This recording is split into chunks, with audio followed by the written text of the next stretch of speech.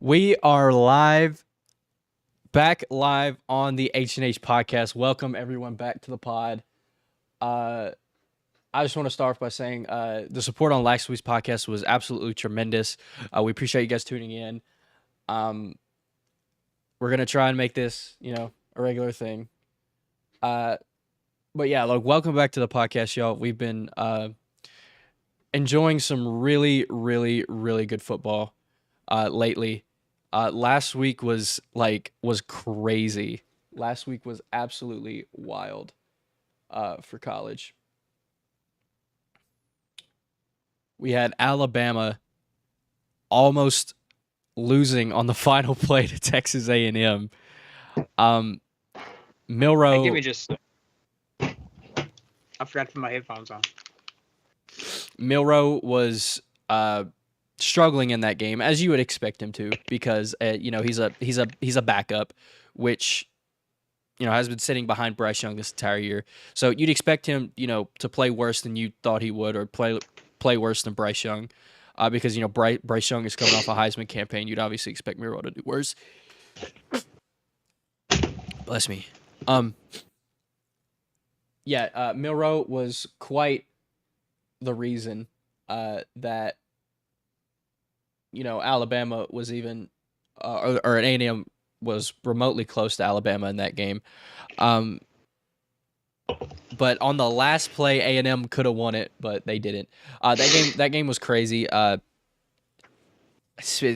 gonna get to the Alabama-Tennessee game in a minute, but man, does that game have major implications in the SEC, even college football in general. That game is going to be something to watch. Georgia completely handled Auburn as we would expect them to. Ohio State handled Michigan State. The Michigan-Indiana game that was tied at 10-10 at halftime in the game. And then, Michigan completely ran away with it in the second half. And I think McCarthy threw his first interception in this game. Yeah. It was a close game throughout the first half, but Michigan later pulled away. I didn't watch the Clemson-Boston College game, but me neither. Clemson blew out Boston College, as I expected. Didn't really want to watch the game. My pick'ems this week were terrible. My pick'ems this week were awful. I picked Kansas to win. Rip Kansas, by the way. They lost their quarterback for the year. But he said that it was fake. But I hope he comes back. Even that backup was pretty good. He threw 4 touchdowns in just the second half alone. That game was wild. We had I picked Clemson. I picked all of the game. I picked Alabama to win. I picked USC to win. I picked LSU to beat Tennessee. And LSU got whooped. So bad. So horrifically bad. Hey, can I take a phone call real quick? Yeah. I don't know who it is. Just mute yourself. Hello? Who is this?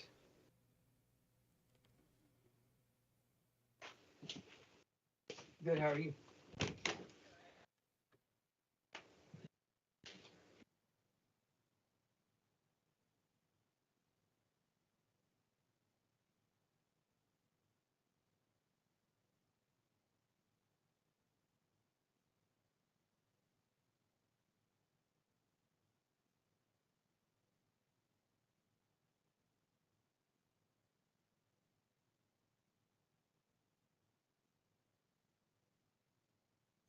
While Jackson is on this phone call, I'm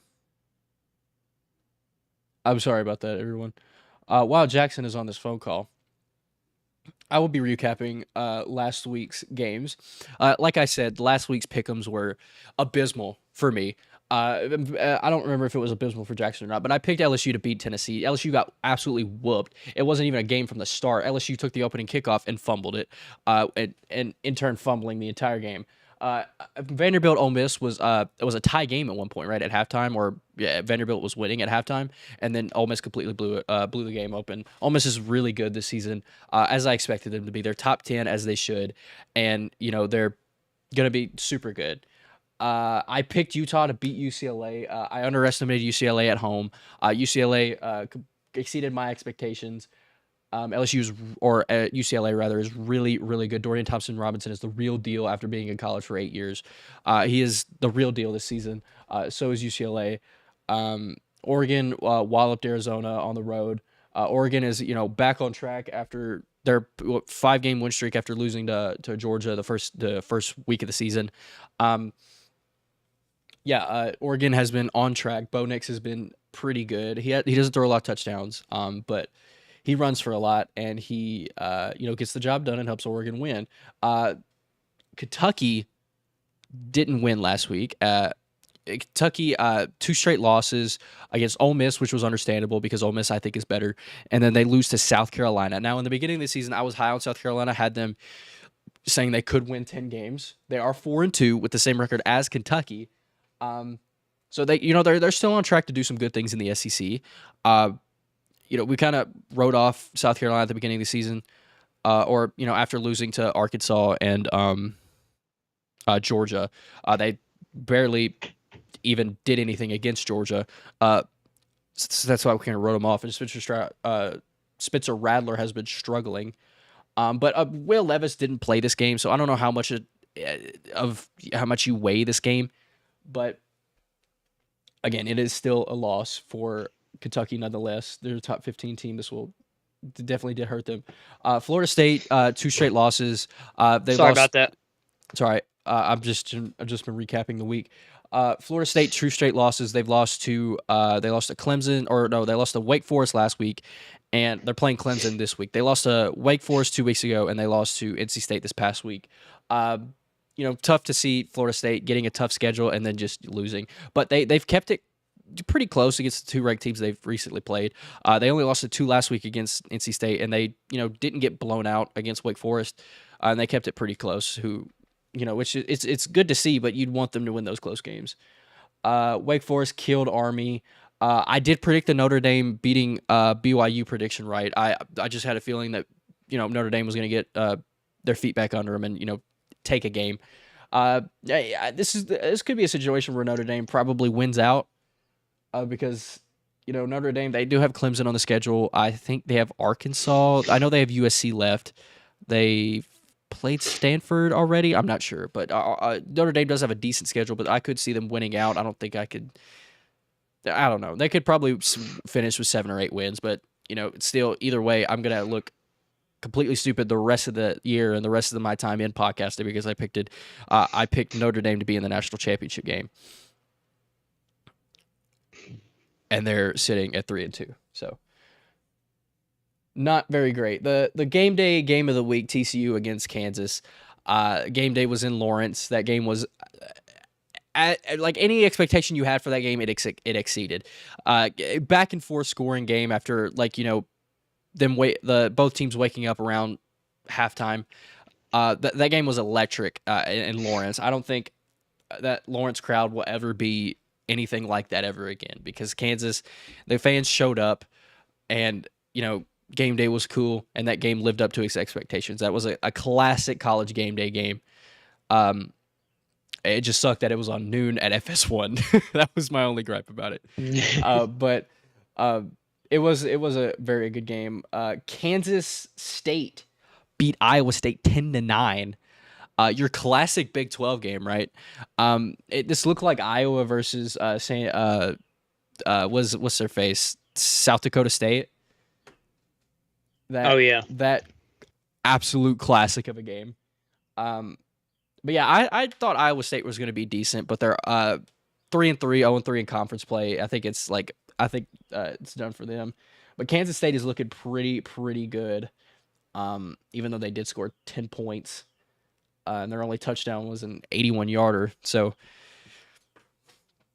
I don't know. Not a big game that you could just take into account of. Washington loses to Arizona State. Now, this is one of the worst losses that a team can have. Like Washington is really good at these. We've seen they've lost to Washington, or Washington lost to UCLA, and it's not a bad loss now because UCLA beat Utah, which I recapped earlier, and UCLA's looking good. They're 6-0 and they're undefeated. They're looking stellar, but Washington in 2020 or last season, I think they opened the season with a loss to Montana, an FCS school. And then they come out and they lose to a very in shambles Arizona State.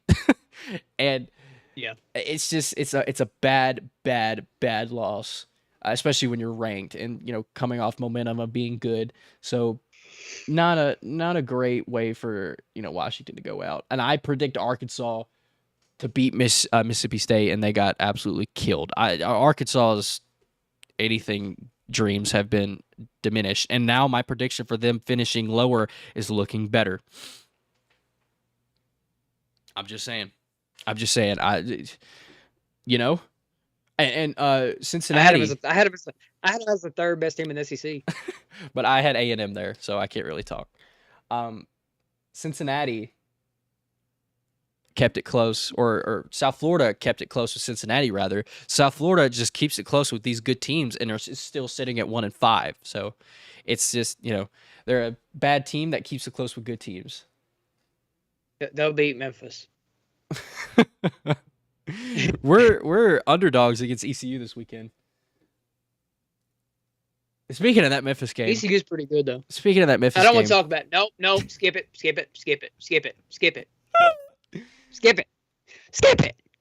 Everybody knows what happened to Memphis there. Is there another game we want to talk about? I don't want to look at the top. We led by 19 with 2 minutes left. We led by 19. I know I said I won't talk about it, but I just had to get that out. I got the Maryland prediction wrong. I got the Oklahoma prediction wrong. Good Lord. They lost 49-0.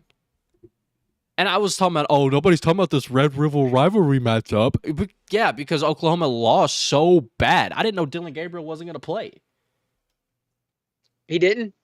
I don't think so.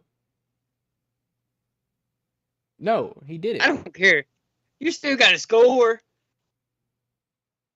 Yeah, right? Dylan Gabriel didn't play. They had okay, but you still got to score, right? They had 1, 2, 3, 4, 5 different people pass the ball for them.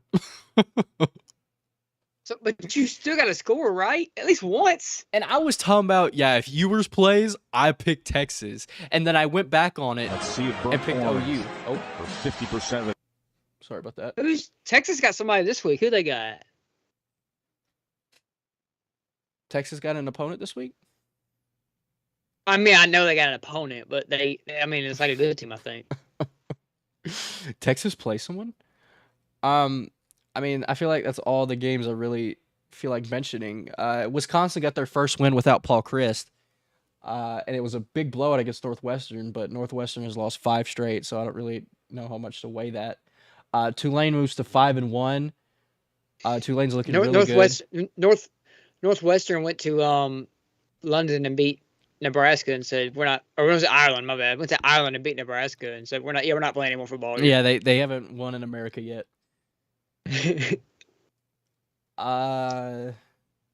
Georgia Tech 2 straight wins after firing Jeff. I forgot his name, but I know his name's Jeff.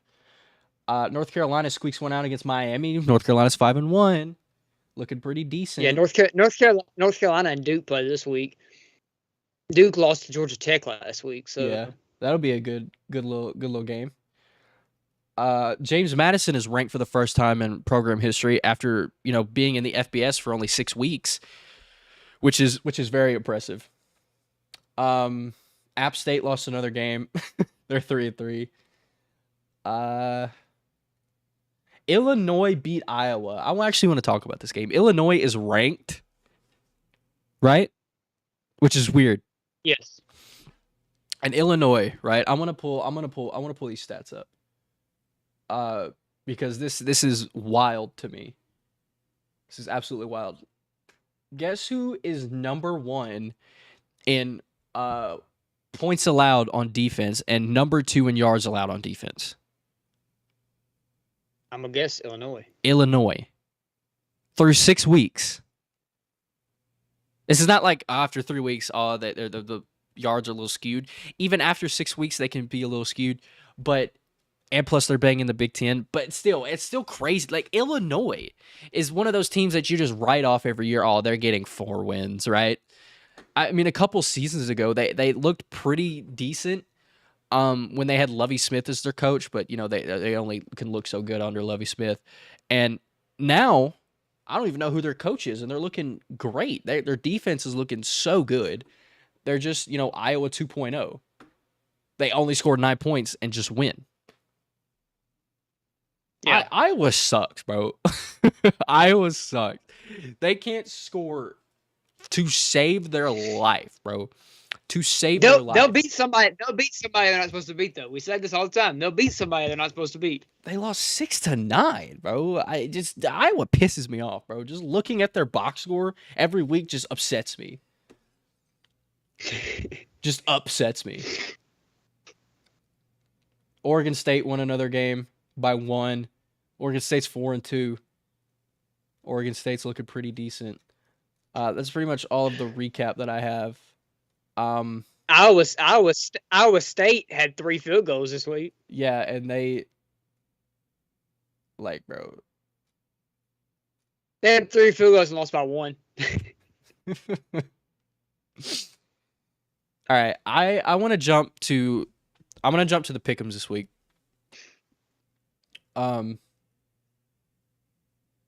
I want to talk about this. I want to talk about the Tennessee Alabama game. I know what's gonna happen. I'm gonna talk extensive links about this game, and the game's gonna turn out not to be a good game, and it's not gonna live up to expectations. Alabama's gonna blow them out. Whatever. We don't know if Bryce Young's gonna play, right? Now, obviously, Nick Saban's not gonna tell the media, even if he knows for sure if Bryce. Yeah. He's not gonna tell the media. I think I got a good feeling Bryce Nine's gonna be on the field. Not come Saturday. I said I got a good feeling 9 is gonna be on the field come Saturday. Is what I said. I think he should be. I obviously don't know his health, and I'm not gonna say I think a player should play hurt for any circumstance. But this is a huge game for both teams. This is a huge game, and Tennessee. Well, I heard that Bryce wanted to play last week, but they held him out for precautionary reasons. Because I don't think. I mean, they obviously kind of did, but they didn't. They ended up not. But I don't think they really needed Bryce to beat Texas A&M going into the game. Yeah, I think that was their thought process: is we can win this game without Bryce Young. I mean, honestly, they won the game on a scary win is a win. They won the game. It's just you can't. I'm going to say it right now. I don't think Alabama could beat Tennessee without Bryce Young, because their offense, what Arkansas couldn't do against Milroe, right, is contain the quarterback. What A&M did great last week was contain the quarterback, because they saw like the previous week that's all Milroe does is run, and that's what he's effective at. So they game planned for that, knowing Bryce Young wouldn't play, and they still lost, but they still held Alabama to 24 points, and held Milroe in check. If Alabama doesn't have Bryce Young under center, their offense cannot keep up with Tennessee's offense. Yeah, probably not. Because Milroe's just not going to suddenly know how to sling the football like that, like Bryce Young can, in a matter of a week. So if Bryce Young doesn't play, even with Alabama's defense, Tennessee's offense is gonna put up points. So yeah, this is gonna be, if Bryce Young plays, this is gonna be a shootout. But if Bryce Young does not play, I think Tennessee can win this game. Because I don't think Alabama's offense could keep up with Tennessee's offense if Bryce Young isn't under center for the Tide. Yeah, now, I'm thinking he's gonna play. Like I said, they said I heard he wanted to go last week. They held him out. Obviously, Nick Saban is not going to come out and tell us he's going to play. He's not going to do that Friday. Yeah, he's Saturday morning. He's not going to do it because that gives the other team advantage. You're going to find out. You're going to find out what time do they play? At 11, 2:30. I'm not sure. Let me check. You're going to find out at game time if he's playing or not. Nick Saban's not going to tell anybody. They play at 3:30 Eastern. So it's the CBS game. So they play at 3:30. Yeah. You might find out at 2. Or yeah. Which is smart on Saban's part. He's been under. Yeah, I'm not saying it's not. I'm just saying don't be prepared for Nick Saban to tell you in the next 2-3 days if he's playing or not. Yeah, he's under the Belichick tree, and Belichick always does oh, well, we're taking it, day by day. It's a game time decision. That video cracked me up of Belichick. Did you seen it too? Bro. So I got. He said, "Do I look like a doctor?" All right. I got some questions to ask you. If Tennessee does win this game, right? Where would you rank them? Nationally? Yeah. They're 6 now. If they beat Alabama. Personally, I think 6 right now is kind of high for them. Really? I mean, I'm just not sold on the teams they beat. They beat a ranked LSU team. Yeah, but let's be honest, they should have been ranked. In Baton Rouge? Yeah. Yeah, they did. They handled them too. Brian Kelly made some stupid play calls, by the way. Yeah, their defense just couldn't get off the field. He started chasing points way too early. He did. He was just trying to get that home momentum, like playing the top 10 team at home. You can't really blame the guy, but it did. You can't now because it didn't end up working out. If Tennessee beat, yeah. Also, going for it on 4th and at 11 from the 50-yard line is retarded. I remember that. I was like, "What is he doing?" That is stupid. That is wild. And then he comes out after the game and says, "Well, the analytics said." What analytics are you looking at? What analytics told you to go for that? He asked Lane Kiffin before the game. He went on the phone with Lane Kiffin. Should I go for this on 4th and 11? And Lane Kiffin was like, yes. On the wrong side of the field? At midfield, 4th and 11. Dude, 4th and 11 call from anywhere on the field, unless you have to, is rough. Lane Kiffin said full send. 100%. I'm telling you, Lane Kiffin, not to get off topic, but Lane Kiffin is the only coach I've ever seen with the courage to go to Alabama on the road, 4th, 13 minutes left in the game, 4th and 7 from their own 17 to go for it. Bro, he said, "Get your popcorn." In the first quarter. He said, "Get your popcorn. Watch me make some dumb play calls." All right, so where would you rank them? In top 4. If they're 6 now, if they beat Alabama this week, they're definitely in top 4. If probably 3. They take Alabama's 3 spot. They take Alabama's 3 spot. What about okay? It also depends on how they beat them. If they blow them out, you could rank them first. You could. I mean, where Georgia's number 1 now. Yeah, which I think that should be Ohio State right now. Yeah, Ohio State hasn't shown anybody any sign that they've been the second best team in the country. I mean, I think the only reason Alabama isn't number 1 is because Bryce Young has been hurt. I think that's fair to say. And okay, if Bryce Young plays, right, and Tennessee wins, you got to rank them. Got to rank them in 1 or 2. At least top 2. But if Milroe plays and Tennessee wins, I understand Bryce Young is the whole Alabama team, but he's a huge part. Even the eye test shows that. Today, when your Heisman winning quarterback isn't on the field, that hurts a little bit. It hurts a lot, and I know they've handled business, but it shows a quarterback as like a leader at the quarterback position is huge in any level of football, and it shows. And I understand that Milroe is a 5-star. I understand the guy behind him is a 5-star, but experience matters in these type of games. Do you think,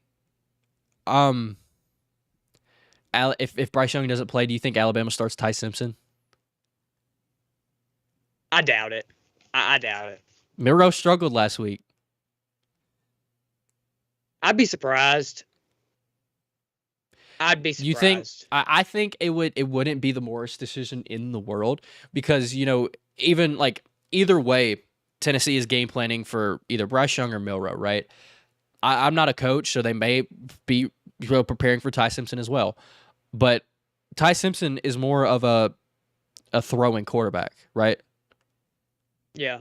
And Milroe is, as you can tell, is more of a running quarterback. And, Bryce Young is obviously a thrower, but he can run the football as well. So I think it could be like I don't know, like a cool little thing if, Saban puts Ty Simpson out there. But I doubt it would happen. Milroe has played the last 2 games. And obviously he's shown in camp that he's the second string. Unless they're redshirting Ty Simpson. Either way, if Bryce Young doesn't play, Alabama has a lower chance to win. And I think if Bryce Young doesn't play, Tennessee does win. And obviously, lessens. I don't want to say it lessens the win, but it kind of does. You rank them lower than you would if they beat a fully healthy Alabama team. But if I think all I'm saying to say is if Alabama loses to Tennessee with Bryce Young, I think Tennessee is ranked either 1 or 2, depending on what happens with Ohio State, Georgia, and if Tennessee beats them without Bryce Young. For the sake of all that, let's hope that doesn't happen. For the sake of all of us, let's hope we will never hear the end of it. If Tennessee wins, no matter what, we will never hear the end of it for the rest of our lives, ever. Because it's been so long since Tennessee's beat Alabama, and this has been Tennessee's best team since 2016. So, bro, if Tennessee wins, bro, I'm going to have to delete Facebook and Twitter. I'm going to have to. Everything. It's got to go. It's got to go. Or I'm going to have to unfollow some people. I mean, it's going to be rough here in these streets. Yeah, just for the sake of, even college football fans everywhere, let's hope Tennessee loses on Saturday. I mean, Alabama's going to talk if they beat them too. So, I mean, it doesn't matter because both fan bases are going to be the same way. They're both annoying. But at least Alabama has the championships to back it up. Yeah, and Tennessee acts like way worse than Alabama fans just to go 8-4. Sorry. Yeah, you're gonna make a lot. You're gonna make a lot of people mad tonight. I've been doing it for a while. Yeah. So let's pick this game to start out. Tennessee, Alabama. I'm going to pick Alabama, regardless of who plays. Actually, no, I take that. No, I take that back. No, because I said it earlier. Yeah, I take that back. My pick is because we won't know until game time. So this is how I'm going to pick. If Bryce Young plays, I'm picking Alabama. If Bryce Young does not play, I'm picking Tennessee. And it's big that Tennessee's at home. It's big that Tennessee's at home. It's huge. It's huge. And that place was rocking for the Florida game. It's going to be even louder in there. I know. That place is probably going to be the loudest it's ever been. I've never stepped foot in there, but just... Yeah, me neither. But that place is going to be, like, rocking Saturday. Because it's gonna be crazy. Anyway, I'm expecting Bryce Young to play. I think he will. I don't think if it's up to him, he's gonna be out there for sure, without a doubt in my mind. Because he's a competitor. Yeah, he's that type of player. Yeah, he's gonna be first over everything. I think he'll be out there, and so I'm gonna take Alabama. What if Bryce Young doesn't play? If Bryce Young doesn't play, I'm still taking Alabama. Really? Okay. If Bryce Young doesn't play, I'm gonna rely on Will Anderson to step up on the defensive side of the ball. Yeah, I know nobody has anybody to block Will Anderson, but Tennessee definitely doesn't. Definitely doesn't. Will Anderson hasn't been as good as I thought he was going to be this year either, though. Yeah, because people kind of like take an account to him more. You know, they know he's the best player in the country, so they watch out for that. Like I had him as a dark horse for the Heisman. Hey man, college football is unpredictable. We can pick a Thursday game. Baylor, West Virginia. Baylor's coming off a bye, I think. Yeah, they're coming off a bye. So was West Virginia, I think.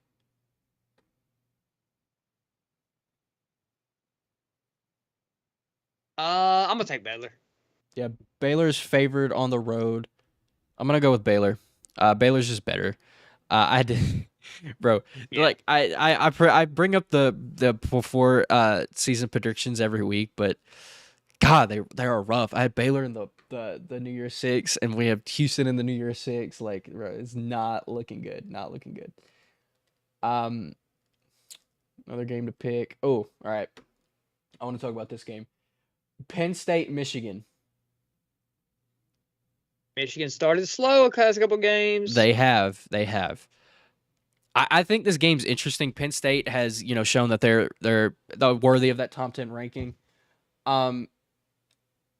What I want to look out for is that Penn State is second in the Big Ten in rush defense as far as yards go, and Michigan has shown that they're elite at rushing the football with Blake Corum in the backfield. He's second in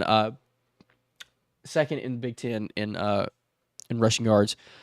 He's up there in the country too. I want to see how that plays out. Like, what lets up first? Does Michigan still run the football at will like they have been the entire season, or does Penn State live up to that second-ranked rush defense of the Big Ten and stop Blake Corum? And they probably win if they do that.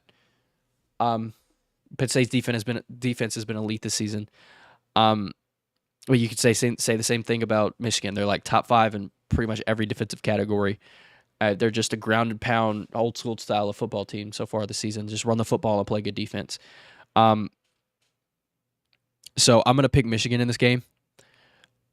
Because Blake Corum hasn't been stopped this season. Even when he hasn't run for as many yards, he's ran for 5 touchdowns to back that up or to counter that. So I will say I think the QBs in this matchup will decide the game.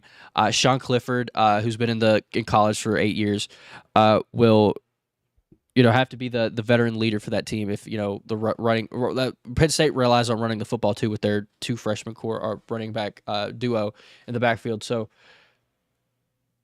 I do think it will come down to the quarterbacks, J.J. McCarthy and Sean Clifford will both have to step up for them to win this game. So McCarthy did that last week against Indiana, turned it on in the second half, and I'm gonna pick Michigan to win this game.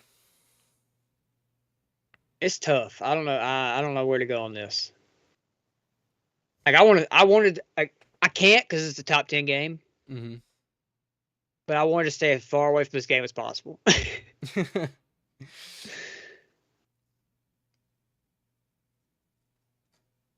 It's at the big house, right? Yeah, it's in Michigan. Yeah. Ann Arbor. I think I'm going to go Michigan. Yeah, it'll be a close game. Yeah. It'll probably be a classic Big Ten style football game. But yeah, Michigan. I trust Michigan more. Not that I don't trust Penn State, but I trust Michigan more. And by the way, every big noon kickoff game on Fox has been a Michigan game every year or every week this season. It's been a Michigan game. And sometimes the ABC game at noon has been a Michigan game, no matter who they play. It's just Michigan's getting all the big TV games. Auburn, Ole Miss. I don't think this is really a question. Ole Miss struggled in the first half with Vanderbilt. Yeah, but they blew it up in the second half. Yeah, they blew it wide open in the second half. Like they all. Yeah, I think this is Ole Miss all day. This is gonna be an Auburn win. I can feel it. Auburn beat Ole Miss last year, and I could feel this being an Auburn win. But I'm still gonna pick Ole Miss. But I'm taking Ole Miss. I'm not gonna. I'm confident in Ole Miss, but I already know this is gonna be one of those games where a good team in the SEC loses to. Ole Miss is favored by 14.5, I think. Yeah, they're at home in Oxford. They're favored by 14.5. The over/under is kind of low at 40 or 55.5. I mean, it's not that low. But yeah, Auburn just. I kind of even like Ole Miss to cover this. I think they can, but I just have a feeling that this is either going to be an Ole Miss blowout or Auburn wins. This is what's going to happen. But I am picking Ole Miss to win this game. Yeah. Kansas OU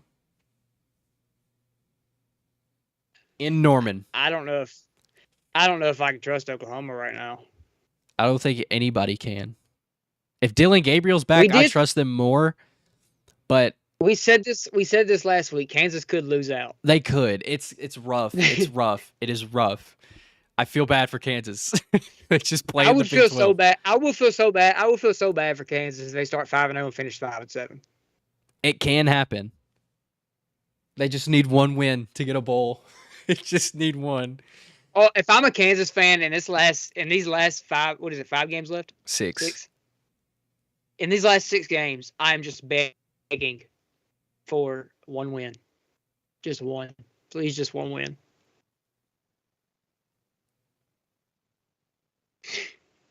One win so they can play. One win so they us in the whatever bowl. I'm gonna pick Kansas to win this game on the road. It feels like it feels inevitable that Oklahoma is just going to be back again good. Even with how horrific they've looked the past 2 weeks, it just feels like it's going to be one of those things that Oklahoma is just back to being decent after a rough start. But I'm going to pick Kansas. Jaden Daniels is probably not going to play, or Jaden. Which one is he? I think he's Jalen. Jalen Daniels. I'm gonna pick Kansas regardless if he plays or not. He's probably not going to. We don't know his status of when he's gonna be back or not. But what's his name? His last name is Bean. I called him Jelly Bean. What's the quarterback's name for Kansas? I'm gonna take Kansas. I'm looking this up. I can't trust Oklahoma right now. I realized Dylan Gabriel didn't play. Jason Bean, senior. I do realize Dylan Gabriel didn't play, but Dylan Gabriel doesn't play defense either. Yeah, that's what I was saying in the TCU game. He got hurt, but he didn't let up 55 points in that game. Yeah, he didn't give up 49 to Texas either. But so yeah, I'm gonna take Kansas. Oklahoma's defense is terrible. Horrific. And I was like, their defense is gonna be better because they had Brent Venables as head coach. No, Brent Venables has lost all my trust. He is. It could be personnel, but it's not looking good. Another loss or two. We're looking at him on the hot seat. I think. Year one. I don't know. If he doesn't get fired, Matt Rule's probably taking that spot. We'll talk about that later. I don't know. Josh Heupel was Oklahoma's quarterback. Heupel's not leaving Tennessee with how they look right now.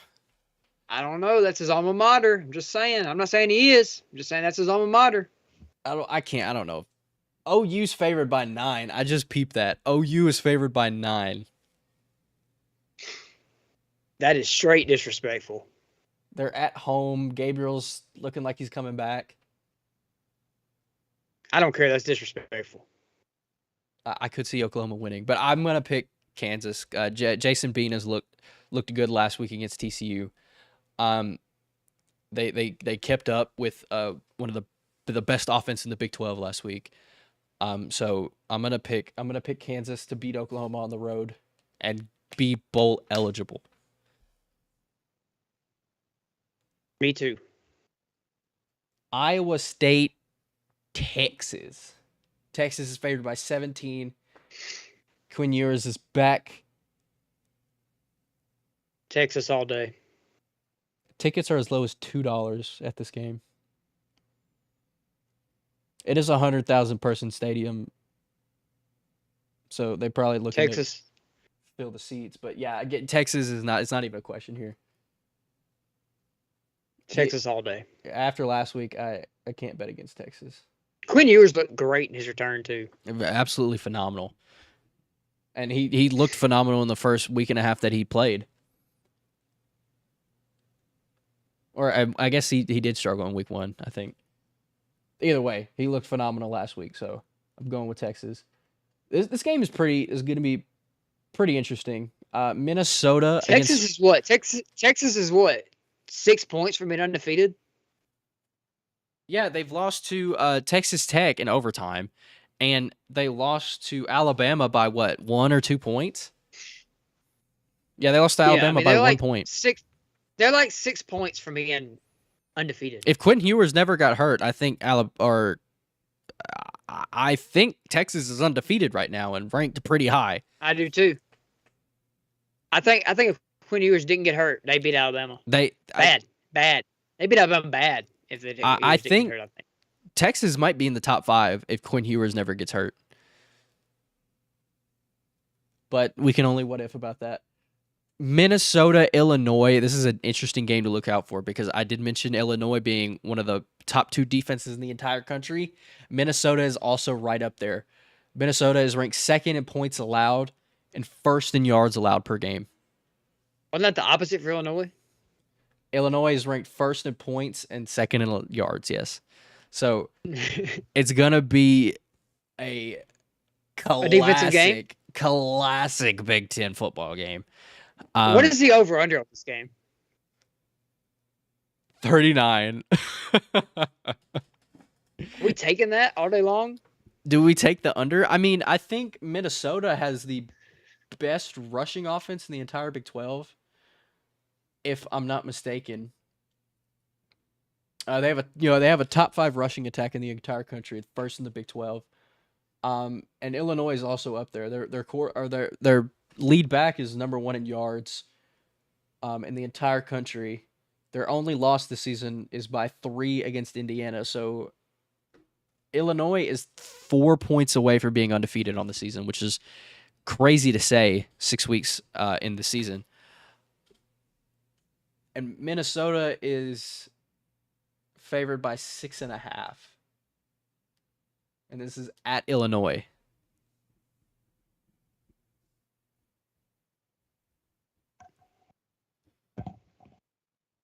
I might go Minnesota here. Illinois.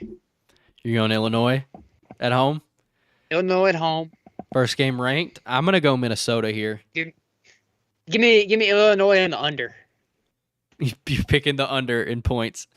I'm gonna pick Minnesota to win this game. Get a ranked win on the road to get back on track after whatever bad loss that they had. Who did they lose to? They lost to Purdue last week by 10. Yeah, Mo Ibrahim and the Golden Gophers get the W here. It's going to be a very boring game, probably. Georgia, Vandy.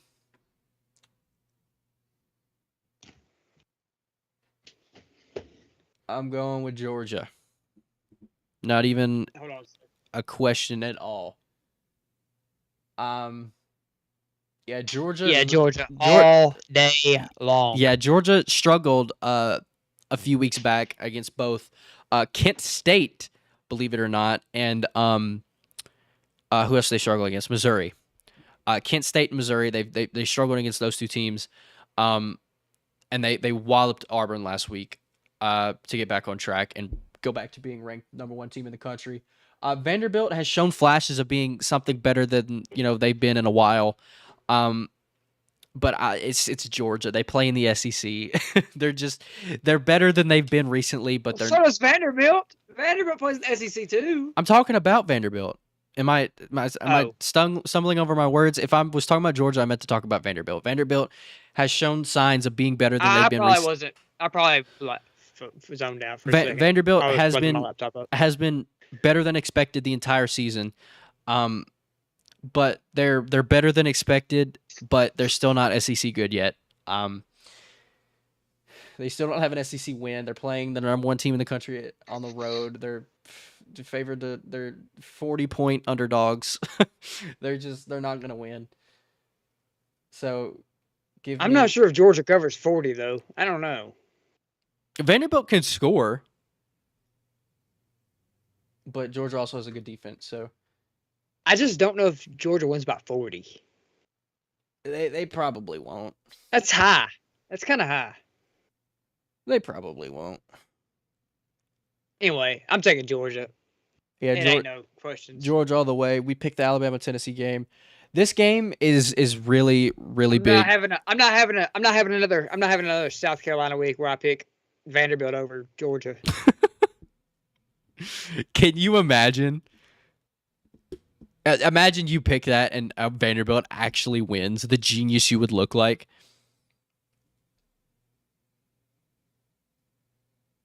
All right, this next game, kind of like you did week 1 with Florida. Yeah, like I haven't Florida's still 4-2, but the Florida hype might be dead. The Oklahoma State TCU game. I think in this game that whoever wins this game is going to win the Big 12. That's just who I think.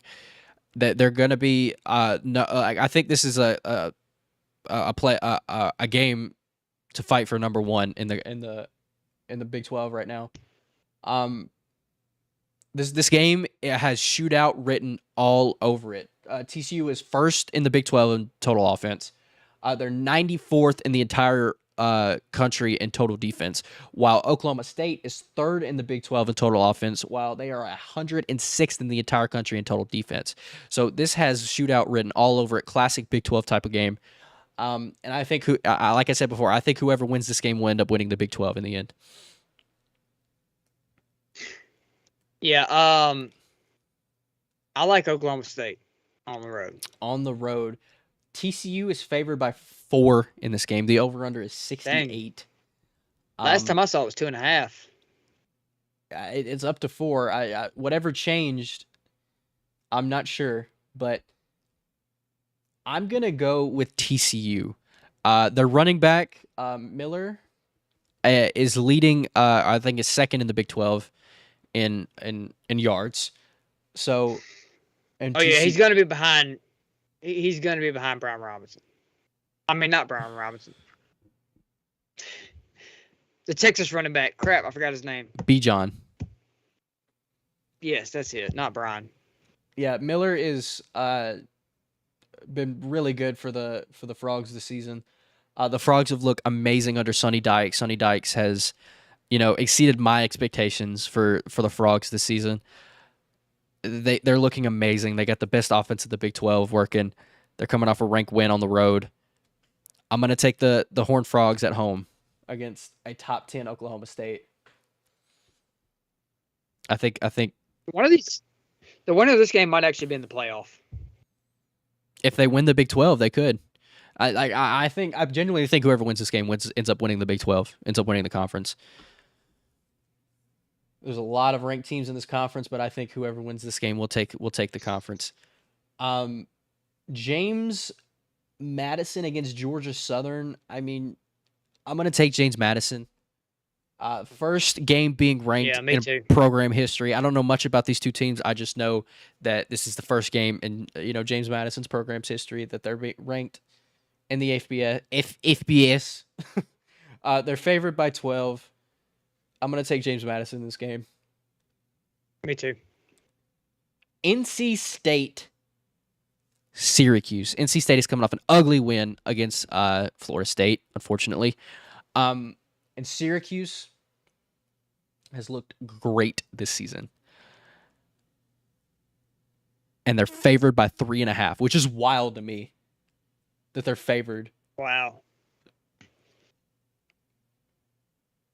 But nothing beats the crowd at the newly renovated Carrier Dome in Syracuse, New York. I'm going with the Wolfpack, though. I'm going with NC State. Yeah, me too. I was high on them. I had NC State winning the ACC. You know that.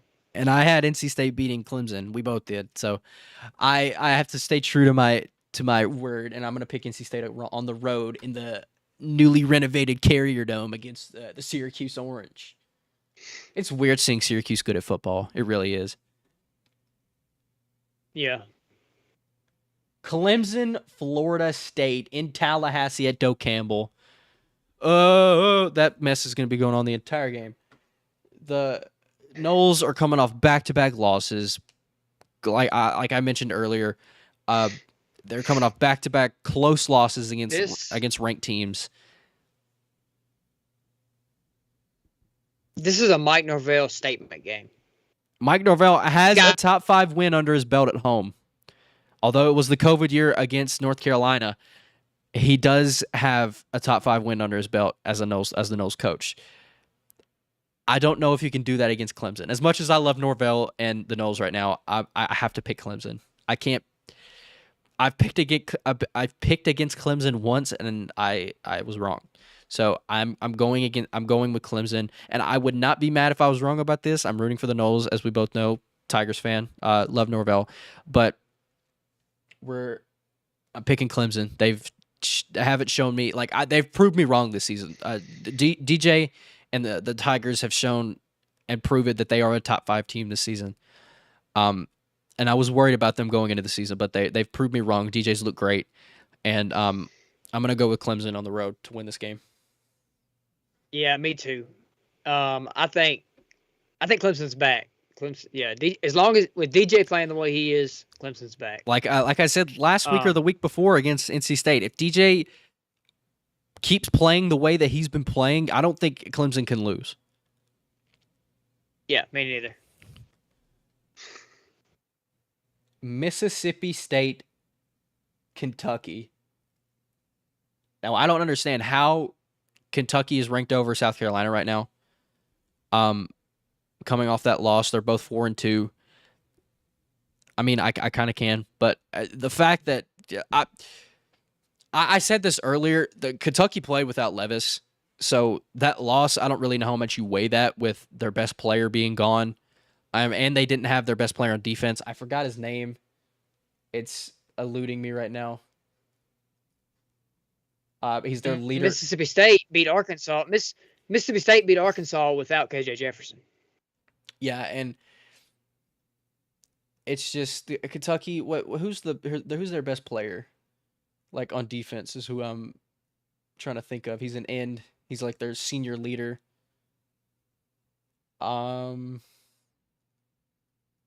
His name is eluding me.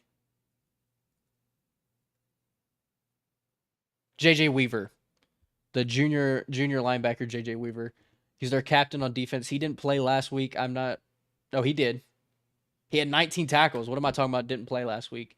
Or no, he has 19 tackles on the season. Bro, I'm all over the place. He played last week against South Carolina. But a senior captain linebacker can only do so much to help your team when your starting quarterback, who's your best player, doesn't play. So, I don't really know how much to weigh this game for Kentucky without Will Levis. But you could say Will Levis is the reason they lost against Ole Miss. So, a lot of things going on right now with Kentucky. But I picked against Mississippi State last week. I've done it before. Mississippi State's good, man. Mississippi State is Will Rogers is untouchable right now. He's been phenomenal. I'm going to go with the Bulldogs in this game on the road at Kroger Field. I can't. Yeah, I hate to keep picking the same teams as you, but I got to go Mississippi State too. Because what is an interesting matchup going on is Kentucky is third in the SEC in pass defense, while obviously, as you would expect, Mississippi State is first in the SEC in pass offense. So those two elites colliding. When you throw it 65 times a game, you're probably going to be first. Yeah, you should be with how their offense is. Their offense or their passing offense should be first in the SEC. And Kentucky is ranked third in pass defense. So it will be interesting to watch this game. Will Levis probably will play. I'm not sure if he is or not, but I think he will. If Levis does plays, I could see Kentucky winning this game, but I'm gonna pick Mississippi State because I've been wrong picking against them so far, and they've proved me wrong. Mississippi State is a great football team, and I think they'll win on the road. They're still favored. I'm gonna pick them. You picked Mississippi State? Yeah. Mississippi State and the Bulldogs. The next game, USC and Utah. Now, I will say, both of these teams are number 1 and number 2 in the Pac-12 in points allowed on defense. Utah is ranked first with 18.7, while USC is ranked second with 19. So, and both of these teams have prolific offenses. So that trend will be broken. I would assume the over/under is above 38 on this game. It should be. The over/under 65. So yeah, there's gonna be less defense than these teams are accustomed to playing. But I'm gonna pick USC to win this game. It's just Utah. The underdogs. The USC not favored in this game. They have been struggling lately. But USC underdogs on the road in Salt Lake City. Yeah, I'm gonna take USC too. I think I'm gonna take USC. Yeah, USC is just. I don't want to say they're just better because bro. I'm not confident in my pick'ems at all. I went and did stats this week to make sure I was confident in my picks because last week's pick'ems were horrible. They were just terrible. Like every game I looked at, wrong, just everything. Even in the NFL, wrong across the board. Just absolutely horrific.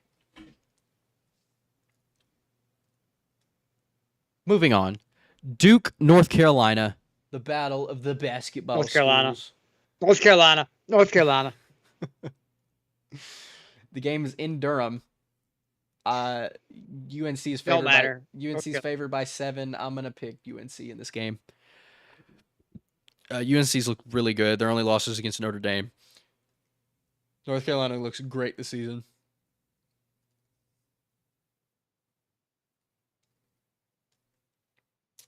Florida, LSU. It's in Gainesville. Florida hasn't Florida hasn't beaten LSU in a long time. Yeah, Florida. LSU's coming off a bad loss at home. Florida. I think I'm gonna hop on that train with you and take Florida. I can't pick against Florida. with all that mess I've been talking at the start of the season, I have to pick Florida the rest of the season. I'm picking Florida. I am picking them not because I have to, but I'm confident in Florida. They've struggled this season. Anthony Richardson is still finding his way. Billy Napier has been decent as the coach. Just a heads up. If you lose me, it is pouring down rain and storming in Covington, Tennessee. So I think my lights just flickered. I don't know if I blinked or they just flickered or I don't know what just happened, but it looked like my lights flickered. So if you lose me, my power went out. I apologize. The show will go on. Do not worry. Florida LSU. I'm gonna pick Florida in this game. They're in the swamp. LSU's coming off a bad loss. I'm gonna go with Florida. Yeah, I'm gonna go Florida. I saw this. I saw it today. I don't remember where. I don't remember what the days were. It's over 1,000 days, I think, or something. I don't remember. It was a long time since LSU's beaten Florida. I mean, since Florida's beaten LSU. Yeah, LSU's had Florida's number. But I'm gonna go with this season. I'm gonna go with Florida. But I'm gonna go with Florida. And Brian Kelly's gonna get that right. And down in Baton Rouge. I said this at the beginning of the season. I can see in a couple years that LSU is going to be one of the best teams in the entire country because Brian Kelly is one of the best recruiters in the entire country. He's he's got and he's in recruiting hotbed in Louisiana. LSU's going to be back in a couple years. Just give him a couple years. Yeah. I could see it happening next year. He's just got to make good coaching decisions that led him to being the winningest coach in Notre Dame history. He's just got to have his coaching right. His recruiting is going to be right. I think LSU's going to be good in a couple years. I think that's. He come out in the post-game press conference after the game the other day, and the first thing he said was, "Well, that didn't go how we planned." I would hope that wasn't how you planned it to go. I mean, I like the humor. It's not hang your head low. We're gonna lose the rest of the season. No, joke about it and move on. I like that personally. Washington State, Oregon State, both teams have looked really good or decent in the Pac-12, both 4-2. They've been good team. They've been good teams so far. Cameron Ward has looked great this season. So is Oregon. Yeah, I'm gonna take Washington State. Oregon State's favored. Sorry, I didn't mean to cut you off. No, it's all right. Oregon State's at home and they're favored by 3.5. I'm gonna take Washington State on the road. I'm gonna go Oregon State. Yeah, I know. I picked Oregon State to upset Utah. but I'm gonna go Oregon State in this game. Yeah, I'm gonna go Washington State. Cameron Ward looks amazing, and so I'm gonna go Washington State. All right.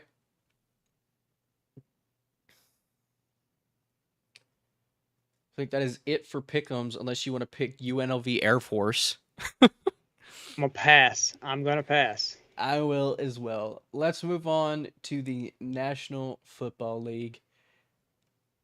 We can start off with saying that Devontae Adams has been charged with something against for pushing that one guy after the game when they lost. I don't blame him for being that upset. Obviously, I don't condone him pushing that person, but the Raiders should have won that game, man. The Raiders definitely should have won that game. Yeah, and they started to blame the referees, but Adams and Renfro just ran into each other. Yeah, it's that you. You gotta be better than. I mean, you just gotta be better than that. It's just the story of the Raiders season. They just haven't lived up to expectations. I mean, I've seen a lot of tweets about it, and it may be true. The Raiders might be the best 1-4 team of all time. I think so. Talent-wise. And we could through 5 weeks, the Raiders might be the best 1-win team of all time. Yeah, it's like, yeah, the Raiders are really good, but they've lost some close games. They lost a close game against Tennessee a couple weeks back. They did beat Denver last week or a couple weeks ago to get their first win, but they did lose to obviously to the Chiefs last week in a close game, in a 1-point game. So it's not like they're getting blown out every single week, but they still got to win these games. The Chiefs were down 17-0. And I seen a stat today, and I think it said Patrick Mahomes is 11-5 when trailing by 14 or more. Yeah, I remember the 2020 playoffs when he they got down by like 2 touchdowns in every game. Yeah, they were down by 2 scores against Tennessee. Unfortunately, I'll never forget that game. They were down 2 scores against Tennessee. They were down 24-0 to Houston in the divisional. And that was like it. And then they were down 10 points against the 49ers in the Super Bowl. It might have been more, but they were down at least 10. And I will never forget that. They trailed in every playoff game and won the Super Bowl. They trailed by 10 points at least and still won the Super Bowl in every playoff game. And I will never forget the play calling that Shanahan made in that Super Bowl. Horrific. Like it's reminiscent of the 28-3 blown lead in the Falcons Super Bowl. He's not good under pressure. He's not good under pressure. He's not a good play caller under pressure. There's a lot to talk about in this game. Anyway, where I was getting at is when the Raiders were up 17-0. Did you know they were still only favored to win the game by 3.5? It's a testament to the Chiefs, really. Like, yeah, they take into account the Raiders still being 1-3, but it's a testament to how good the Chiefs been. The Chiefs have been since 2016. They have the most wins in the NFL by a lot, and they have a Super Bowl ring. So, as long as Mahomes is under center, and as long as Andy Reid's at head coach, man, it's hard to bet against the Chiefs, even when down 17-0. Bro, Kelsey had 25 yards and 4 touchdowns, bro. Like, I was going to say that. Like, if you would have told me that Travis Kelce was going to have 4 touchdowns and only 25 yards, I would have told you he was crazy. I would have slapped you. I promise I would have. 25 yards. 7 catches, 25 yards. Terrible game. 4 touchdowns. I understand it's Kelsey, but you gotta guard him. On his mom's. It was his mom's birthday. He only got red zone targets, and I don't know how you don't account for that. He's the best. He's the best receiver on the team. How do you not cover him? By far, their best weapon. And you don't guard him in the red zone. It's mind-boggling to me. Mind-boggling. I don't really want to talk about the Colts-Broncos game. I really don't. That might have been the worst NFL game I've ever seen in my entire life. It was. Oh, it doesn't get any better this week.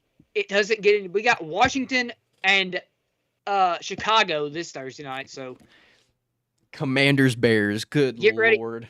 Find something else to do Thursday night because you don't want to watch that one. I promise. Maybe we'll at least get a touchdown this week though. Bro, golly, man, the Broncos suck. They suck so bad. They're terrible. Bro, if you would have made a bet for there to be no touchdown scored in that game, you know how much money you would have made? It's just bad, terrible. But the Colts have been just as bad. What got me was they're going to overtime, and they show the stands, and the Broncos fans are leaving. They're leaving. You think, overtime football here at home for my home team? They left. Screw that. We're going home. They went to beat the traffic. Bro, that was the funniest thing ever. They leave when their team's going into overtime. That's so funny. Bro, that cracked me up.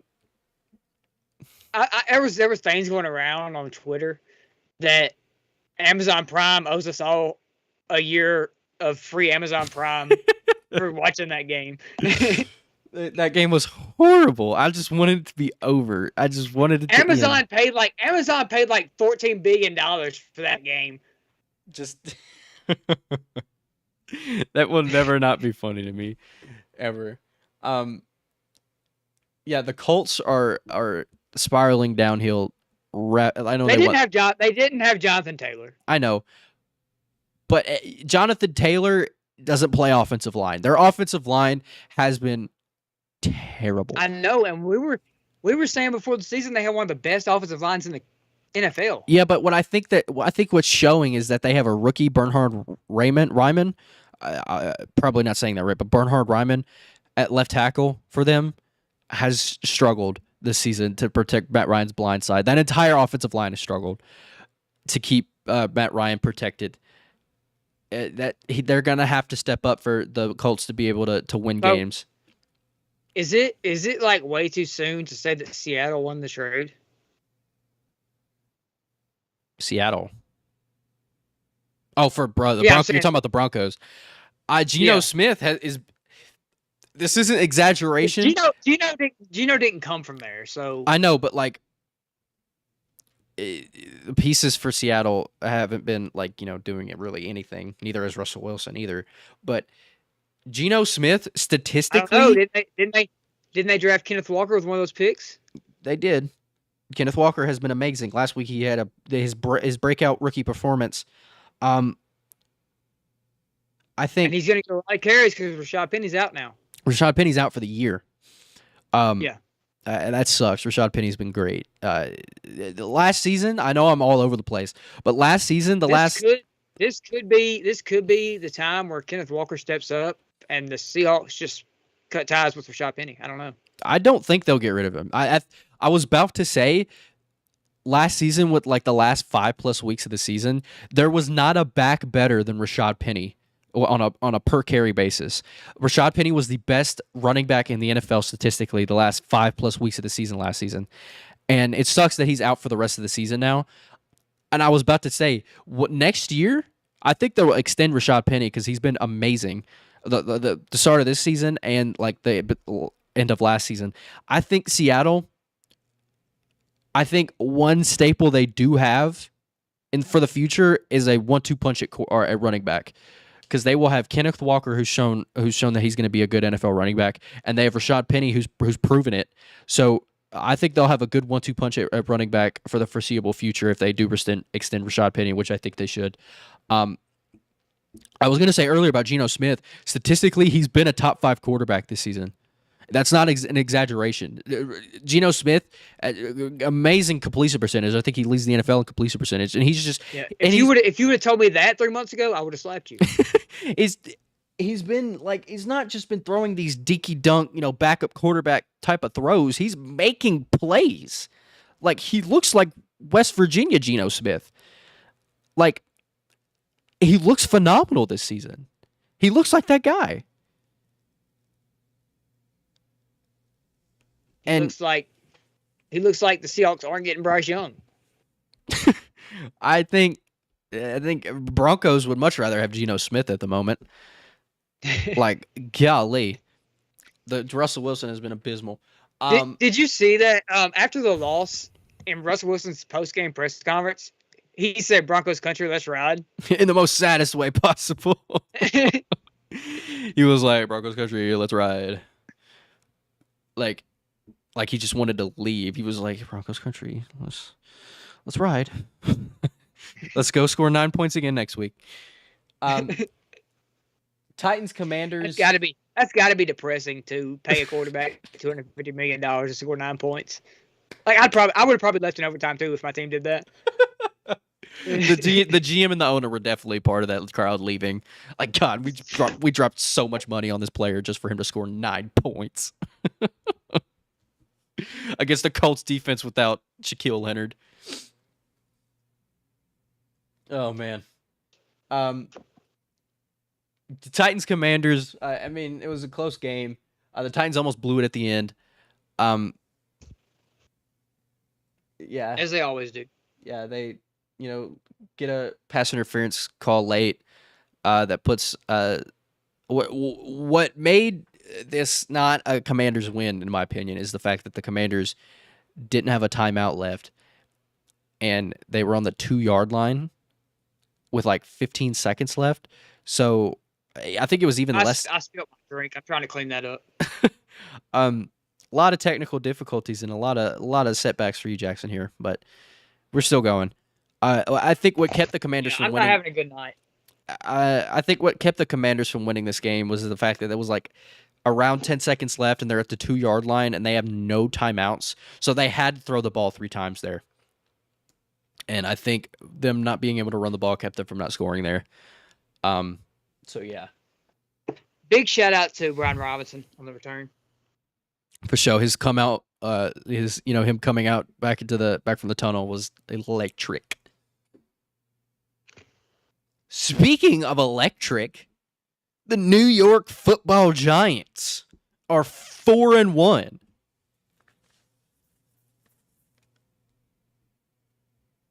If you would have told me that to start the season, I would have slapped you. New York is 4-1. The Jets are 3-2 now, I think. Speaking of rookies, Breece Hall is amazing. Bro, I benched him. I had him benched, and he put up the best game. Yeah, I did too. And I was really high on him before the season. I was so high on Breece Hall, and then he hasn't been doing much, so I benched him.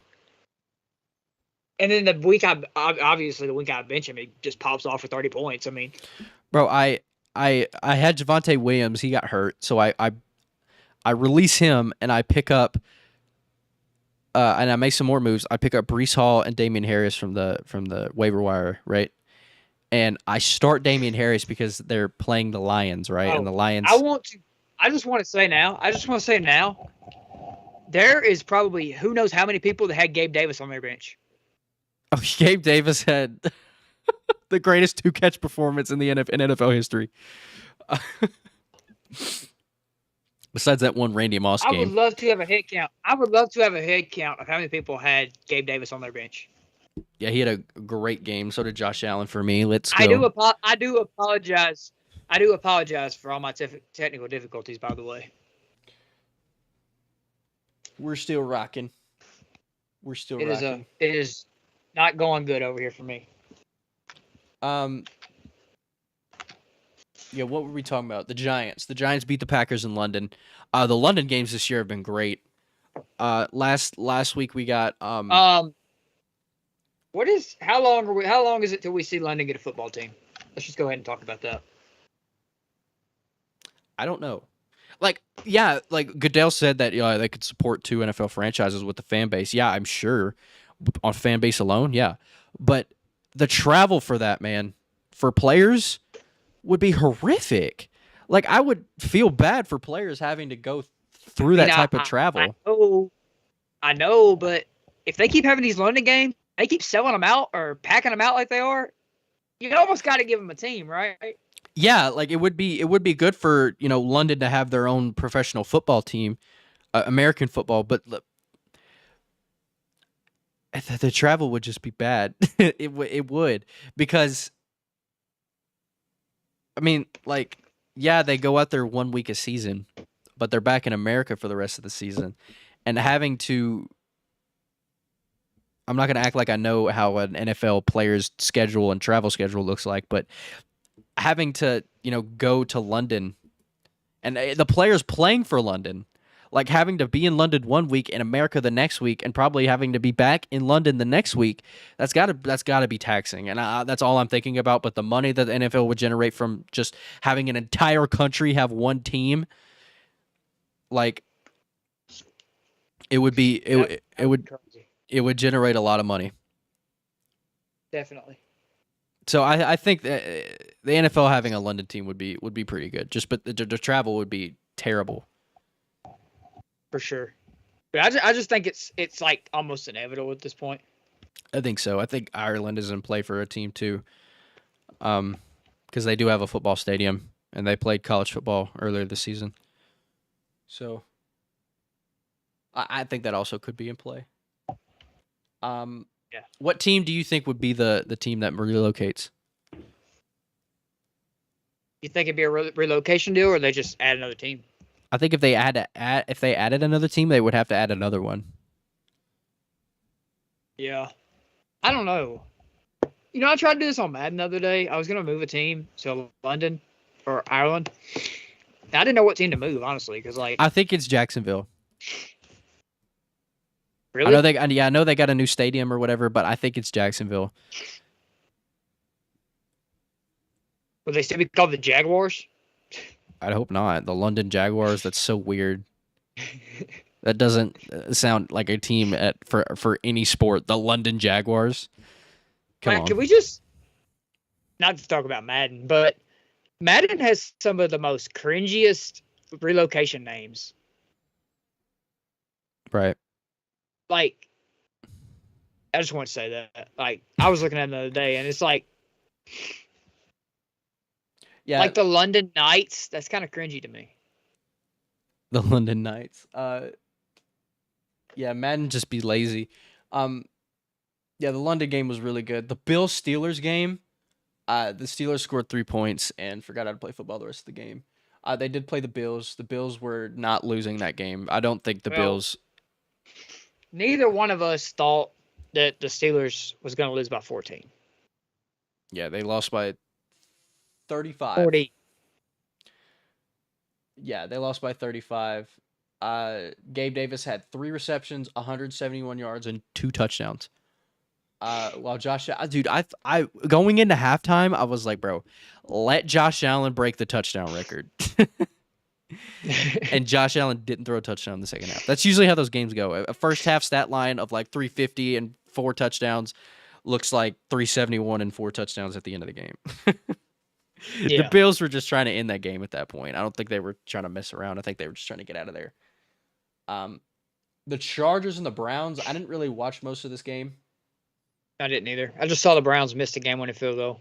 Yeah, and Brandon Staley is being killed on Twitter for his play calling. What's his name? Oh yeah. Keenan Allen tweeted about this. Yeah, like he's being killed on Twitter. His Brian Kelly 4th down play calling. It's been questionable, but you knew that see if they lost, if Cade York made that field goal, he probably, I'm not gonna say he gets fired, but he gets grilled way more going for it in that spot when you're up. Terrible play call in my opinion. They're lucky they won.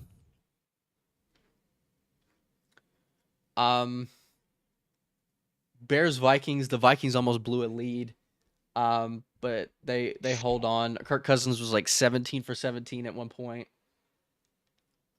The Lions, after being the number 1 offense in the entire NFL, didn't score at all. Taysom Hill has the game of his life against the Seahawks. And the Saints win that game. The Dolphins the Jets kill the Dolphins rather. Skylar Thompson played an NFL game. That shows you why the Dolphins lost. He's starting this week too. Yeah. I mean, you can't really be mad at the Dolphins for losing that game because they had an undrafted QB up at starting. So it was rough out here. All right, I want to talk about this Falcons-Buccaneers game. I only want to talk about one play and one play only. It happened again in the Raiders Chiefs game. These roughing the passer calls are horrific. Terrible. Bad. Like Grady Jarrett didn't even really do anything, and then the ref was like, "Yeah, he yanked him unnecessarily." If you look at it like that, every hit that a defender makes is technically unnecessary. Yeah, there's no way that if he stops that roll, Tom breaks that sack 10 out of 10 times. Yeah, like what is realistically what is Grady Jarrett supposed to do right there? other than what he did. What is he supposed to do in that spot? Same thing with Jones. What is he supposed to do? How are you supposed to stop all your body weight from falling on a guy when you're tackling him? Yeah, that's a tackle. You put your body into somebody. That's a tackle. That's the definition. It is literally the definition. Forcefully put your body into somebody else's. And if a pass rusher does that to a quarterback, he's flagged. I'd hate to be a pass rusher in that spot, man. Like, what are you supposed to do? Like, even Derek Carr said after the game, I don't know how that got called. Yeah, like even if a quarterback is saying it. You have Derek Carr saying that, and you have Tom Brady saying, I don't throw the flags, I just throw tablets. Tom Brady don't care at all. Oh, his wife left him. He's not. He's done. He has no emotion left. He has no emotion left. Tom Brady's just here. Tom Brady is going to become Bill Belichick in a matter of 6 months. Lovie Smith gets his first win as a Texans head coach against the Jags. Dameon Pierce has been great. I also benched him. So I've just been full of bad decisions this past weekend. Niners, Panthers. As we all expected, Matt Rule gets fired after this game. I thought it was a year late. Matt Rule being in his third season, it felt like he's been there forever. He's gonna make $42 million to sit. He could sit home and watch Red Zone and make $42 million for the next over the next 2 years, 3 years or something like that, 4 years or something like that. He could just sit at home and watch football on TV and make $42 million. I think it's inevitable that he gets the Auburn job next year. I don't know if it's inevitable, but I think it's a pretty good chance that he's the Auburn head coach next year. Either that or Nebraska. I do too. Yeah, Matt Rule, not a good NFL head coach. I think he should have been fired after last year. With how the Panthers started last year, starting 3-0 and having one of the best defenses in the NFL, even trading for C.J. Henderson and Stephon Gilmore. Like, we forget that Gilmore was a Panther last year. They traded for Gilmore. They traded for C.J. Henderson on the defensive end to bolster up that then top 5 defense. They win maybe one game the rest of the year. And I think Matt Rule should have been fired in the offseason. But yeah, he was going to get paid a lot of money either way. They had him on the books for a lot, and he's getting paid a lot just to sit at home and, like you said, could watch Red Zone. just chill. Be the first time I've seen the Red Zone in a while. I stole that tweet. I saw it on Twitter. I can't take credit. Since he's been at Baylor. Cowboys, Rams. I hated watching that game. I hated it. Cowboys defense went bananas. Cowboys defense has been bananas the entire season. I think partially because the Rams don't have an offense right now. They have Cooper Kupp. That's it. There's nobody else on that offense but Cooper Kupp. And Darrell Henderson good for 3 carries. They made an offer to Odell, but Odell said it was too low.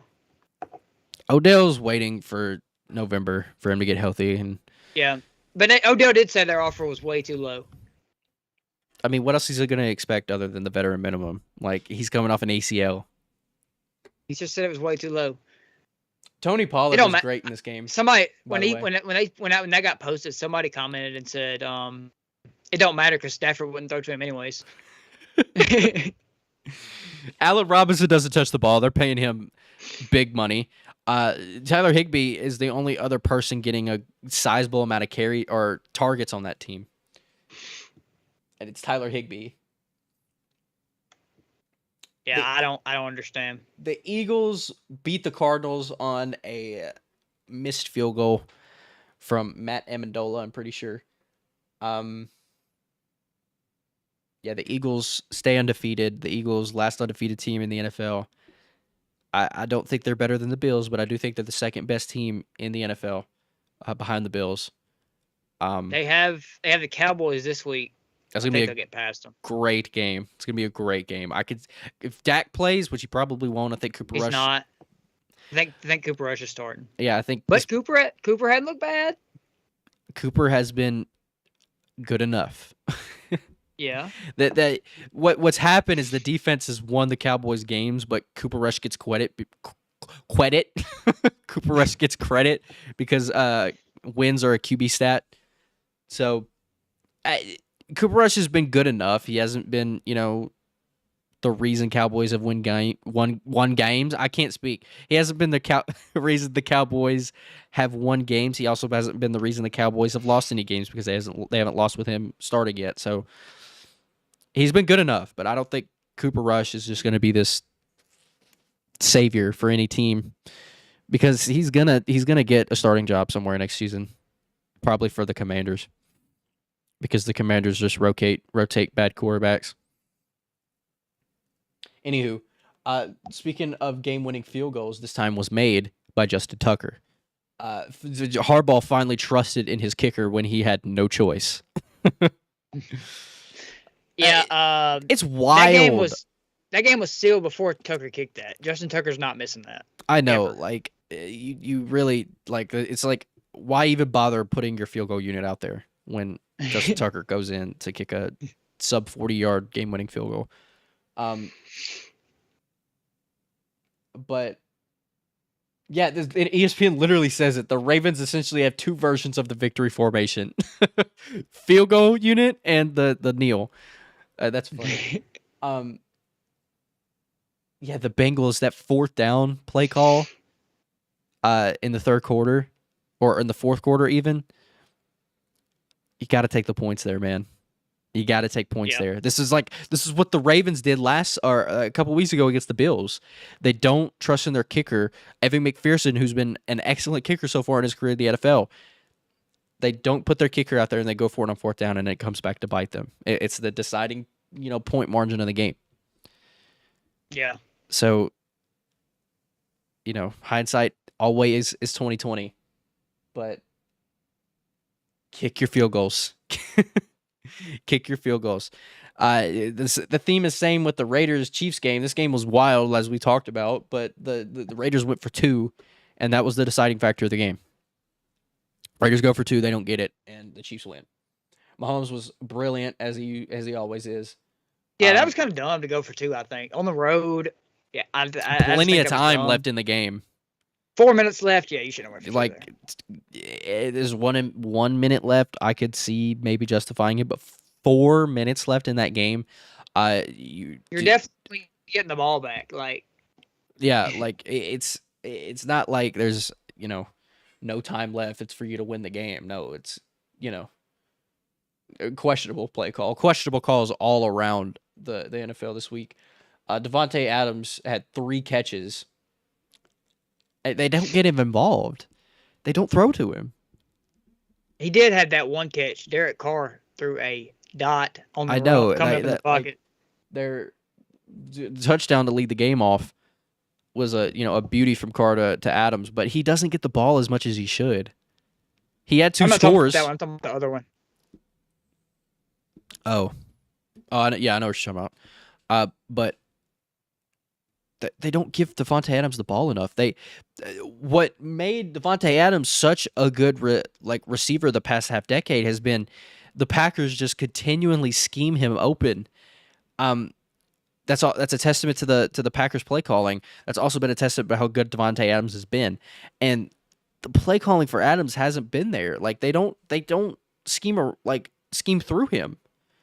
Which I know they have weapons like Josh Jacobs. I know they have Darren Waller, who was out for the majority of that game. But they have Jacobs, they have Waller, they have Renfro, they have weapons. But when you have the best receiver, arguably, in the entire NFL, you got to scheme through him. Because if you scheme through him, that allows other players to get open too. So, I know I'm not the coach, but it seems as simple as that. I feel like it should be. But yeah, that was this crazy week of the NFL. we can squeeze in some pick'ems before we end this stream off. Do we want to pick the Thursday game? I guess. We guess so. It's a primetime game, unfortunately. The Bears, who are 2-0 at home, against Washington, who's lost 4 straight.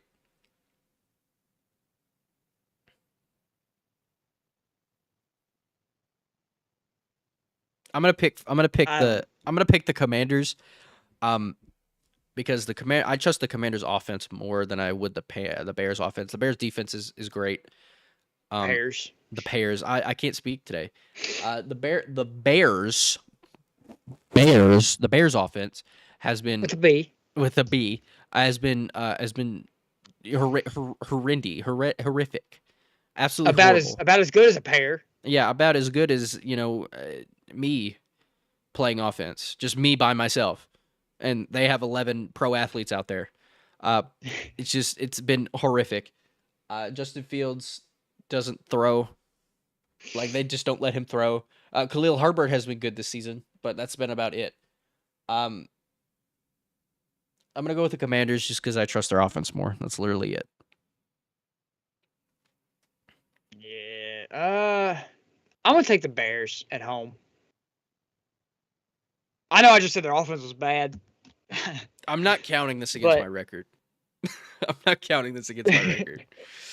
Like, it's not a good game. Like, it's couldn't count. It just shouldn't count. Yeah, I'm going Bears.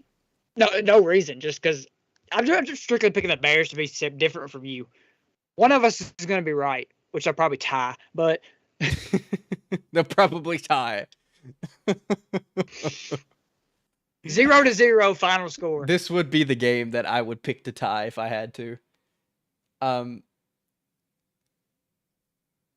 Yeah, golly, that game. Niners Falcons. Niners. I want to pick the Falcons, but I'm going to pick the Niners. The Niners have been looking great with Jimmy Garoppolo quarterback. Yeah, I'm going to go Niners. Except for that Jimmy Denver Garoppolo. game. Jimmy Garoppolo making them regret. Except for that Denver game. But I really won't count that. Besides that. Patriots, Browns. Denver's defense is amazing. Yeah, Denver, their defense is the reason they're not winless. That's it. Their offense is just bad. And we thought that was going to be the highlight of their team. They have these weapons, and Russell Wilson comes in and is going to save the team. Not to go back to that Thursday night game, but I just was so relieved when the NFL decided to give us 15 more minutes of that at the end. I mean, I was just jumping for joy. I mean, couldn't wait to see more Thursday night action. Like, golly, what's better than watching 15 more minutes of that game? Anything. Literally anything. Browns, Patriots. Mac Jones, I don't think is playing again. Bailey Zappi got the job done last week against the Lions. But I'm going to go with the Browns in this game. Browns are at home. It hasn't really mattered yet, but I'm going to go with the Browns. I'm going to go with the Browns. The Browns are going to be a really good football team when Deshaun Watson is back there. When they're 3-7, they'll be back to being a good team. When they're 3-7. Yeah. But yeah, when Watson comes back, I think they're going to be a solid football team. If Deshaun Watson doesn't request a trade to the Giants within that time, if you know, you know. Not going to speak on that on the podcast. Next game. The Jets and the Packers. The Jets have looked decent. They're coming off back-to-back wins. Is this at Lambeau? Yes. Packers. The Packers are favored by 8. Packers. Give me the Packers at this game. Yeah. I thought that was pretty bad play calling by Green Bay too. You may have said that, but Yeah, it's just bad play calling all around in the NFL. Yeah, I mean, you got 3rd and 1, and you threw it twice.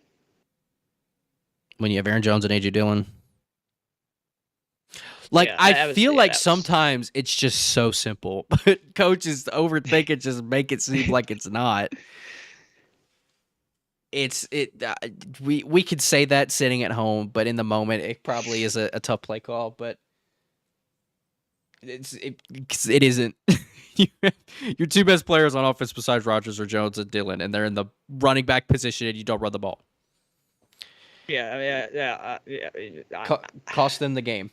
Vikings, Dolphins. Vikings are favored by 3.5. Skylar Thompson starting at quarterback for this one. I think it's an easy. Tyreek Hill's questionable. I think it's an easy Vikings pick for this. So, who'd you say? I said I'm picking the Vikings. Yeah, me too. The Vikings have been good. And if you are a fantasy owner of Jalen Waddle or Tyreek Hill, I would sit them this week. Definitely. For sure. Now, Raheem Mostert, I would give him a start. Because last week when Bridgewater went down, they turned heavily to the run. As they should. Skylar Thompson couldn't hit anyone. Yeah, I mean, yeah. Yeah, I mean, it's Skylar Thompson. I don't know what you expect from the guy. Yeah. Yeah, I'm going to go Vikings. I think the Vikings handle business, like how the Jets did against the Dolphins last week. Bengals, Saints. Some big Louisiana connections here in this game. A lot of... Major Louisiana. A lot of Louisiana going in this game. The both teams. Is this gonna be? Is this at the Superdome? Yeah, this is in New Orleans. There might be more purple and gold there than freaking gold and black. Hold on, I'm about to see if I can name them all. We got Joe Burrow, Jamar Chase, Tyrann Mathieu, Jarvis Landry. Yeah. That's all I can name. T. Higgins, right? T. Higgins went to Clemson. Oh, yeah. Who am I thinking of? Somebody else. Cincinnati has an offensive lineman that went to LSU, I'm pretty sure. Lyle Collins. Lyle Collins. The tackle. And they're playing the Saints, and they're in New Orleans. I'm going to go with the Bengals. There's more to this. There's more of them. I can't name them all. Yeah, we probably thought there was more, but maybe not. I don't know. But I'm going to go with the Bengals. I just don't trust the Saints without Jameis Winston or Michael Thomas. He practiced today. Winston practiced today. If Winston plays, I still probably won't pick the Saints. Michael Thomas and Jameis Winston need to get healthy before I trust in the Saints. I know they're coming off a win, but they're playing the Seahawks. Chris Olave's been solid. Bro, that entry with him was scary. Yeah, he practiced. He practiced though today. So yeah, but in the moment, I thought he was like, it was bad. Yeah, but I'm gonna go with the Bengals. Giants, Ravens in East Rutherford. Giants. I know the Giants. I know the Giants are 4-1, but I'm taking Lamar and the Ravens. I think the Ravens cover. What's the spread? -6. Yeah. The Ravens the Ravens win this game. I'm not going to say handedly because the Giants have proved everyone wrong this season, but I'm going to say handedly because the Ravens are better. Bucks Steelers. The Bucks are favored by 8. I might pick the Bucks to cover that too. Yeah, Bucks. Panthers Rams. Steve Wilkes is the Panthers head coach. Last time Steve Wilkes was the head coach, he won 3 games. Rams. I'm gonna go with the Rams. They're favored by 10. Do we pick them to cover? Knowing the Rams, they probably won't. Cardinals, Seahawks. That'll be a fun game to watch. Cardinals are favored by 3. This is in Seattle. I'm going to go with the Seahawks to win this game. Yeah, I think I'm gonna go Seahawks too. I don't trust the Cardinals right now. Even though they did play it close with the undefeated Eagles last week, I don't trust the Cardinals. Now DeAndre Hopkins is back next week. Next week? I think he was 6 games, wasn't it? Yeah, so it'll be after this game. Yeah. I just realized that. I forgot DeAndre Hopkins was on the team. But yeah, I still pick Seahawks to win this game. Seahawks offense has just been explosive. The only reason I know that is because I saw DeAndre Hopkins. He popped up on my TikTok today, and it was him, and it said counting down the days until I can unbench myself on fantasy.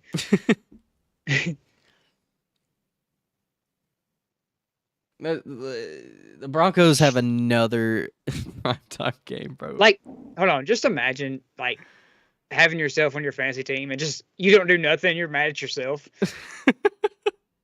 Bro, imagine losing yourself your fantasy matchup. That would be hilarious. Like you go into your Monday night game, I need 30 points to win my fantasy matchup, and you don't put that up. That's got to be a weird feeling for a player. Who can you blame? Like you're the only reason that your fantasy team lost. That's got to be funny. Bills Chiefs. This is definitely a Jim Nantz, Tony Romo game. The last time that these two played, one of the greatest playoff games we've ever seen.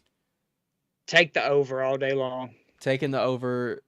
I saw this today. Mahomes is a home underdog for the first time in his NFL career as a starter. What's the over? It's 55, 56? 54. Yeah, take the over. Definitely. I'm going with the Chiefs to win this game. I'm picking against the Bills, I know, but the Chiefs at home are rough. If the Chiefs play like they have, I think it's hard to bet against the Chiefs at home, even as an underdog. Tre'Davious White's not playing this week. Micah Hyde and I think Poyer is back, but Micah Hyde's out for the season. Tre'Davious White's not going to play. The Bills' defense has still been good without those two players. Their two best players on defense, but they still have Von Miller. Everybody was so worried about the Chiefs losing Tyreek Hill, and Mahomes just come out and said that don't matter. Yeah, Mahomes is good without him. Shocker. Yeah, I'm gonna go with the Chiefs. This is gonna be a good game, no doubt. Yeah, I'm gonna go Chiefs too. For sure, at home. Cowboys, Eagles. Another great game. The Eagles start 7-0. 6-0. What week is this? Week 6? No, week 7. Okay, so week 7. Okay, so 7-0. No, they'll be 6-0. This is week 6. This is week 6. It's not week 8 of college football, is it? This is week 6. My bad. Okay, so it'll be 6-0.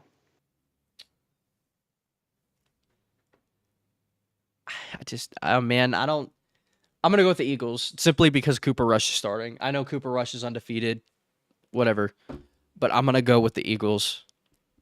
The Eagles' defense has been great. The Eagles' offense has been great. The whole team has been great. I'm gonna go with the Eagles.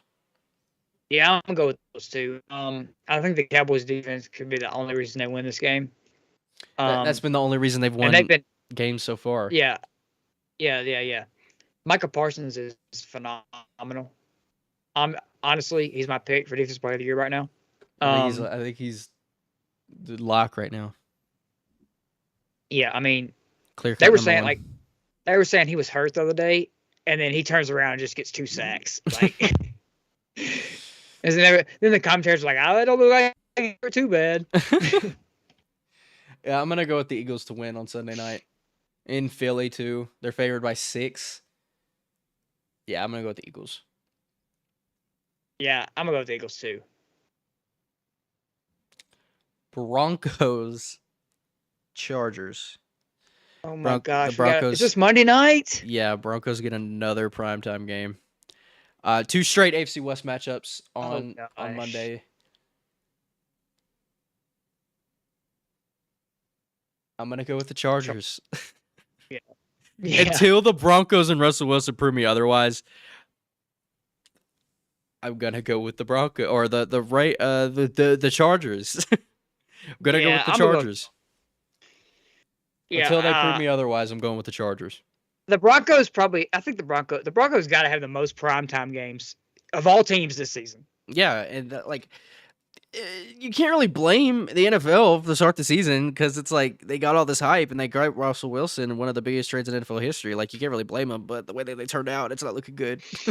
Yeah, they really should make this like to where they pick these week by week. Yeah. I mean, what can you do now? The tickets are as low as $40 for this game, and every other game is like $100 at least. Yeah, and another thing is we touched on this earlier, but the roughing the passer, they got to make that reviewable. They changed some type of rule for it. I don't know, or they're planning on changing it. It's got to be reviewable. Yeah, I don't. It's got to be. Yeah, it has to be changed somehow. It's not looking great for the NFL in that department. Yeah, I think this is an easy Chargers pick. This is also a game where the Chargers could lose. But I'm gonna go with the Chargers in this game. All right, we are wrapping up this episode. Stay tuned this weekend for a collaboration episode with the Ball Oasis podcast. Those two guys were so kind enough to collaborate with us. So we're going to have a pod with them this weekend. That's the plan, at least. So stay on the lookout for that. We'll have a... It will not be live, right? Yeah, it won't be live. Not planning on it. Unless they just really want to. We'll let you guys know if we do end up making that collaboration live. But that's the plan right now for this weekend to have an episode with those guys over at Ball Oasis Podcast. I will link their podcast channel down in the description if you want to get familiar with those guys. So yeah, we will have, and it would be an NBA style episode because they cover the NBA. We've covered the NBA before on this podcast. So we're both familiar with the NBA as far as that department goes. So won't really be much of an issue there. So we will be collaborating with those guys.